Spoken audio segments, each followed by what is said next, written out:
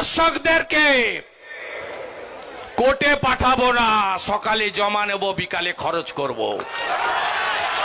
যোগী আদিত্যনাথ, হেমন্ত বিশ্ব শর্মার দেখানো পথে এই যে পদ্ধতিটা, এটা কিন্তু সুশাসনের প্রতিচ্ছবি না, এটা কিন্তু কোড আনকোড দৃষ্টান্তমূলক শাস্তির ছবি না। দৃষ্টান্তমূলক শাস্তি কোনটা? যে যে অপরাধ করেছে একদম আইনসঙ্গতভাবে গণতান্ত্রিক উপায়ে তার সেই শাস্তি দেওয়া, সেটাই কিন্তু দৃষ্টান্তমূলক শাস্তি এবং দৃষ্টান্ত স্থাপন। বাইরে একদল এক শ্রেণী খুন করছে, হত্যা করছে, মবলিক যেটাকে বলছি, এবং একটা পুলিশি কাস্টডিতে যারা এই ধরনের পৈশাচিক কাজ করছে তাদেরকে আমি হত্যার ব্যবস্থা করছি। দুটোর কোনোটাই কি এই দৃষ্টান্তমূলক গণতান্ত্রিক পদ্ধতির শাস্তি হবে? তাহলে কি এটা কি সুশাসনের মানে একদম যেটাকে আমরা চাইছি সুশাসন, তার কি দৃষ্টান্ত? সুশাসনের দৃষ্টান্ত কোনটা? গ্রাসরুটে এমনভাবে আমার প্রশাসন কাজ করবে যেখানে শুরুতেই সে ভয় পাবে যে এই কাজ আমি কেন করব। যখনই একটা অভিযোগ আসবে তৎক্ষণাৎ একদম যেটাকে বলা হয় এক কথায় যে কুইক রেসপন্স টিমের মতন কাজ করবে পুলিশ। সে যেই দেখবে, যখনই বারুইপুরে ওই গ্রামবাসী বলেছিল তখনই যদি পুলিশ তৎপরতা দেখাতো, আজ এই মর্মান্তিক ঘটনা ঘটে। এমন শাস্তি যাতে হয় সর্বোচ্চ, যাতে দ্বিতীয়বার এই ধরনের ঘটনা ঘটাতে মানুষ দুবার ভাববে। এক, দুই, দৃষ্টান্ত স্থাপন করতে গেলে সবার আগে প্রশাসনিক ব্যবস্থাকে, এই যে ফাঁড়ি যেখানে গ্রামবাসী ধরে দিল, কেন ছেড়ে দিল, এই প্রশ্ন সবার রয়েছে। আর এটা হচ্ছে, পুলিশ মুখ দেখে দেখে এফআইআর নেয় কেন দাদা? আমি একজন সহনাগরিক, ওসব হবে কেন? আমি গেছি কোনো রাজনৈতিক দলের কাছে, তাহলে প্রশাসন যদি এখনও যদি সেই মুখ দেখে দেখে সিদ্ধান্ত নেয়, পুলিশ প্রেজেন্সে মব লিঞ্চিং হচ্ছে কেন দাদা? দৃষ্টান্ত স্থাপন করতে গেলে সবার আগে দরকার স্বাধীনতার এই সংবাদ মাধ্যমের নিরপেক্ষতা অবলম্বন করা। দিদি, বারুইপুরে যে জঘন্য ঘটনাটি ঘটলো, শুভেন্দু অধিকারী তিনি আজ সেখানে গেছিলেন, তিনি প্রায় 3 ঘন্টা ধরে সেখানে মিটিং করলেন এসপি অফিসে। কি মনে করছো, অভয় আন্দোলনের সময় তোমরা রাস্তায় নেমেছিলে, এই সময় কি তোমরা কিছু প্ল্যানিং করছো, সেখানে যাওয়ার প্ল্যানিং বা কি কি পদক্ষেপ নিতে চলেছো, কিভাবে দেখছো পুরো বিষয়টা? প্রথমত অভয় আন্দোলন করেছিলাম এমনটা নয়, অভয় আন্দোলন চলছে, এটা একটা চলমান আন্দোলন।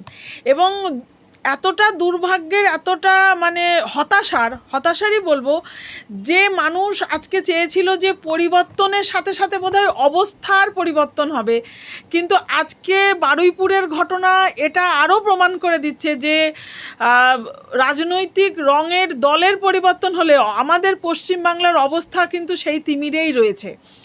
আমরা চাই অবস্থার পরিবর্তন, কোনো রাজনৈতিক দলের অর্থাৎ ফুলের পরিবর্তন শুধু নয়, এবং এটা দলমত নির্বিশেষে। এক কথায় আজকে আপনি যেটা বললেন মুখ্যমন্ত্রী গেছেন, নিশ্চয়ই এটা আশাব্যঞ্জক, কারণ পূর্ববর্তী মুখ্যমন্ত্রীকে আমরা এইটুকু সৌজন্য আমরা দেখিনি। কিন্তু এটার অর্থ এই নয় যে গেলাম মানেই আমার বোধহয় ন্যায় বিচার আমি পেয়ে গেলাম। এই শব্দটা কেন উচ্চারণ করছি, আজকে অভয়ার রেলিভেন্ট আপনি বললেন, তাই অভয়ার বাড়ির পরিবারের সদস্য এবং সম্পর্কে তিনি তার মা, তিনি কিন্তু এইরকমই একটা কারণ বলে তিনি তখন রাজনৈতিক দলের সমর্থক যে কেউ হতে পারে, যে কেউ জনপ্রতিনিধিত্বের জন্য নিজেকে সেই জায়গায় দাঁড়িয়ে সেটাকে তিনি ভোট চাইতেই পারেন। কিন্তু তার সেখানে মূল উপজীব্য যেটা আমরা দেখেছিলাম, যে সেখানে স্পেসিফিকভাবে বলতে গেলে অভয়ার ন্যায় বিচার, তিনিও কিন্তু উষ্মা প্রকাশ করেছেন, যে কারণ তিনি তার একটা সিস্টেমের অংশ, তিনি কিন্তু আজও ন্যায় বিচারের এগুলো পাননি। তাহলে এখানে কিন্তু একটা জিনিস পরিষ্কার হচ্ছে, ব্যবস্থার যদি পরিবর্তন না হয়, অর্থাৎ এই দুর্বৃত্ত রাজ, এই যারা এই কাজগুলো করছে, সেখানে যদি ঠিকঠাক করে না ব্যবস্থা করা হয়, যে যাক না কেন সেটা হয়তো সেই অর্থে আইওয়াশ হবে, পরিবর্তন হবে না। কারণ এই বারুইপুরের ঘটনায় আমরা কি দেখলাম, একটা ফুটফুটে একটা ফুলকে কিভাবে চটকে মেরে ফেলা যায় তার উদাহরণ তার গোড়াতেই ছিল কিন্তু সেই পুলিশ, সেই প্রশাসন, যারা কিনা অ্যাকিউজড যে এরা এই কাজটা সংগঠিত করেছে তাদেরকে কিন্তু পুলিশের শিথিলতায় ছেড়ে দেওয়া হয়েছিল এবং পরবর্তীতে আজ আপনারা বারবার তুলে তুলে দেখছেন সেই পৈশাচিক সেই নির্মম অত্যাচার।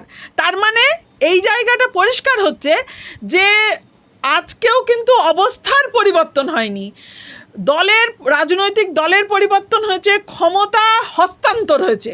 আমরা চাইছি অবস্থার পরিবর্তন। দিদি, এই যে নৃশংস ঘটনাগুলি একের পর এক ঘটে চলেছে, তুমি কি মনে করছো এই ঘটনাগুলো রক্ষা কি আদৌ সম্ভব? সম্ভব, দুটো পার্সপেক্টিভে সম্ভব। মুখে বললে হবে না, আইনের শাসন, প্রকৃত সুশাসন প্রয়োজন। দেখুন দাদা, প্রকৃত সুশাসন যদি আমি সেটাকে সত্যিকারের এক্সিকিউট করতে চাই, সবার আগে ভীষণভাবে ট্রান্সপারেন্সির সাথে, সততার সাথে, নিরপেক্ষভাবে সেই কাজ করতে হবে।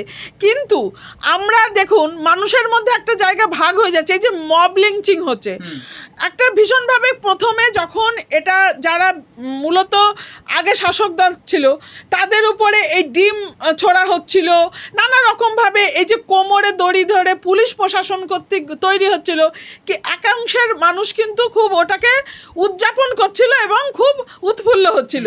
কিন্তু এই যে পদ্ধতিটা, এটা কিন্তু সুশাসনের প্রতিচ্ছবি না, এটা কিন্তু কোড আনকোড দৃষ্টান্তমূলক শাস্তির ছবি না।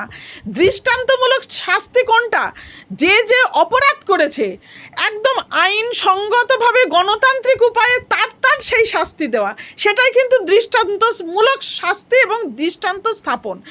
সেই কারণে আমরা কিন্তু কোথাও গিয়ে প্রচ্ছন্ন নেই।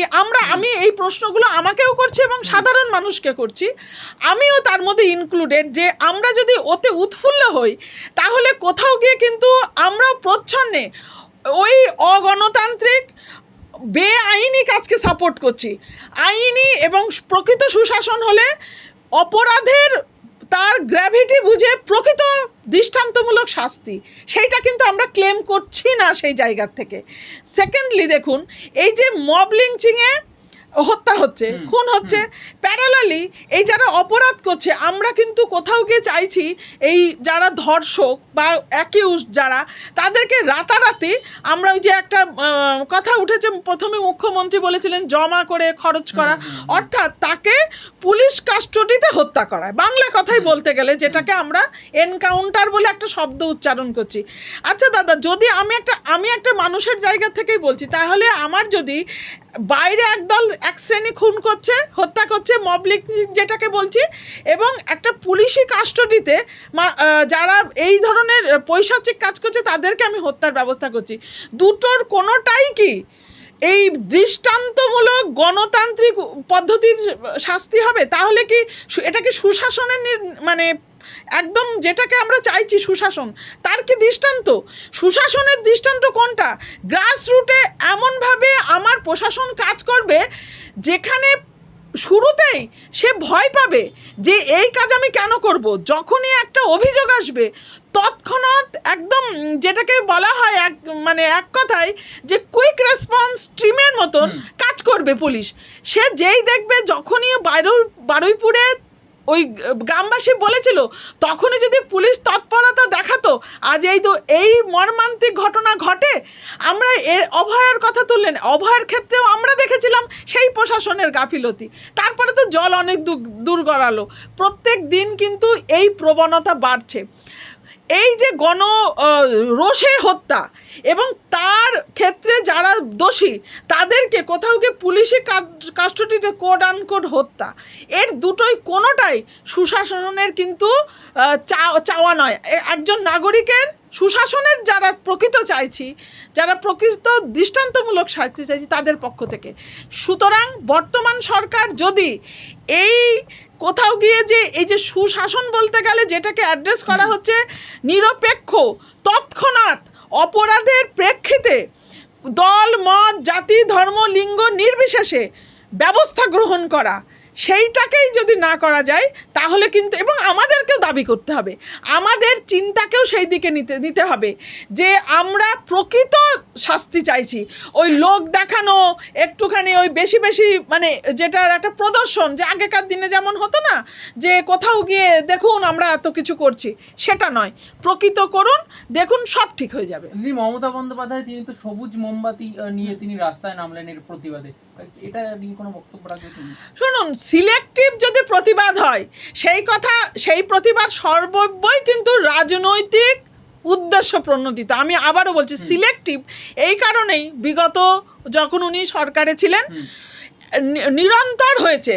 উনি যেভাবে আমাদের মানে বিশেষত যারা আমরা মানুষ মেয়ে বলে মনে করি, দাদা অনেক সময় বলতেন না উনি একজন মহিলা মুখ্যমন্ত্রী, যেভাবে অপমান অসম্মান করেছে, কোনোদিন উনি সেই জায়গা থেকে কোনো নারী ভুলবে না। উনি কখনো ধর্ষকদের যারা ধর্ষিতা হতে পারে তাদের রেট নির্ধারণ করেছেন, উনি কখনো ছোট ঘটনা বলেছেন, উনি কখনো কোড আনকোড খদ্দেরদের সাথে এই সমস্ত ওনারই সব দলের যারা এখন কিনা সেই অর্থে ওই ভাগ হয়ে এখন অন্য জায়গায় যাচ্ছে, যে সে অনেক ব্যাপার আমরা দেখেছি, উনি সেই সময় এই ধরনের আচরণ করেছেন। ফলত উনি যদি এই ক্ষেত্রে যেটা উনি সবুজ মোমবাতি নিয়ে উনি করছেন, সেখানে একজন নাগরিকের পার্সপেক্টিভে বলবো, ওনার যদি সত্যি এবং সৎ ইচ্ছা থাকেন যে প্রকৃতার্থে প্রতিবাদ করতে চান, ওনার আমল থেকে শুরু করুক। অবশ্যই ওনার এটা থেকে আমরা সঙ্গতি জানাবো, উনি ওনার আমল থেকে শুরু করুক, আমরা সাধারণ নাগরিক ওনার সাথে পায়ে পা মেলাবো। শুধু ওনাকে বলবো এই মোমবাতি যেটা সবুজ মোমবাতি ওনার আমল থেকে শুরু করুক, লিস্ট দেখুন কোথায় দাঁড়ায়, আমরা যাব সাথে। দিদি, শুভেন্দু অধিকারী সহ একাধিক মন্ত্রী তারা বলেছেন যে দৃষ্টান্তমূলক শাস্তি গ্রহণ করা হবে, যার ফলে এর পরবর্তীতে এইরকম ঘটনা যাতে আর না হয় দেখা হবে। দৃষ্টান্তমূলক শাস্তি বলতে তুমি কি বুঝছো? ওইটাই যেটা আগে বলছিলাম, দৃষ্টান্তমূলক শাস্তি এটাই, যারা অপরাধ করছে তাদের অপরাধ যে ধরনের, যে জাতি ধর্ম লিঙ্গ বর্ণ সব নির্বিশেষে এমন শাস্তি যাতে হয় সর্বোচ্চ, যাতে দ্বিতীয়বার এই ধরনের ঘটনা ঘটাতে মানুষ দুবার ভাববে। 1, 2 দৃষ্টান্ত স্থাপন করতে গেলে সবার আগে প্রশাসনিক ব্যবস্থাকে, এই যে ফাঁড়ি যেখানে গ্রামবাসী ধরে দিল, কেন ছেড়ে দিল, এই প্রশ্ন সবার রয়েছে। আর এটা হচ্ছে, পুলিশ মুখ দেখে দেখে এফআইআর নেয় কেন দাদা? আমি একজন সহনাগরিক, ওসব হবে কেন? আমি গেছি কোনো রাজনৈতিক দলের কাছে, তাহলে প্রশাসন যদি এখনও যদি সেই মুখ দেখে দেখে সিদ্ধান্ত নেয়, পুলিশ প্রেজেন্সে মব লিঞ্চিং হচ্ছে কেন দাদা? এই প্রশ্নগুলো রয়েছে। দৃষ্টান্ত স্থাপন করতে গেলে সেখানে নিরপেক্ষতা লাগবে, অর্থাৎ প্রশাসন, আইন, বিচার, যেটা গণতন্ত্রের স্বতন্ত্রীকরণের কথা বলা হয়, সেটা সবার আগে লাগবে। দৃষ্টান্ত স্থাপন করতে গেলে সবার আগে দরকার স্বাধীনতার মানে এই সংবাদ মাধ্যমের নিরপেক্ষতা অবলম্বন করা। দুর্ভাগ্যের হলেও সত্যি, আপনাদের মতন কিছু মানে যারা ইন্ডিপেন্ডেন্ট মিডিয়া তারা সত্যটা তুলে ধরেন, যারা মেন স্ট্রিম মিডিয়া আমরা পরিষ্কার দেখতে বুঝতে পারি, অনুভব করি, কোথাও গিয়ে তারা যেন সিলেক্টিভলি এবং নির্দিষ্ট কিছুভাবে ওই তাদের ন্যারেশন ক্রিয়েট করে কোথাও গিয়ে যেন সেই তাদের মতন করে যারা চাইছে, যারা ফান্ডিং করছে তাদের হয়ে তারা খবরগুলো পরিবেশন করছে, কিন্তু এর রেসিডুয়াল অভিঘাত পড়ছে আমাদের মতন সাধারণ মানুষের ক্ষেত্রে। আমরা দিকভ্রষ্ট হচ্ছি, সিদ্ধান্ত ভুল গ্রহণ করছি, আমাদেরকেও সজাগ হতে হবে। যখন আমরা জানি যে মেন স্ট্রিম মিডিয়া তারা কোথাও গিয়ে চালিত কোনো একটি নির্দিষ্ট শক্তি কর্তৃক, সেখানে গিয়ে আমাদেরও সিদ্ধান্ত ভাবায়, সেটাকে বোধহয় একটা ক্রস চেকিংয়েরও প্রয়োজন আছে, প্রকৃত সত্য কী আর যা দেখানো হচ্ছে কি। দৃষ্টান্ত স্থাপন করতে গেলে সেই জায়গাগুলোকেও কিন্তু একজন প্রশাসনিক জায়গা থেকে মুখ্যমন্ত্রী বলুন বা তার সরকারকে বলুন, প্রত্যেকের জন্য নিরপেক্ষতা অবলম্বন করতে হবে, আদারওয়াইজ এই দৃষ্টান্ত স্থাপন হবে সোনার পাথর বাটি।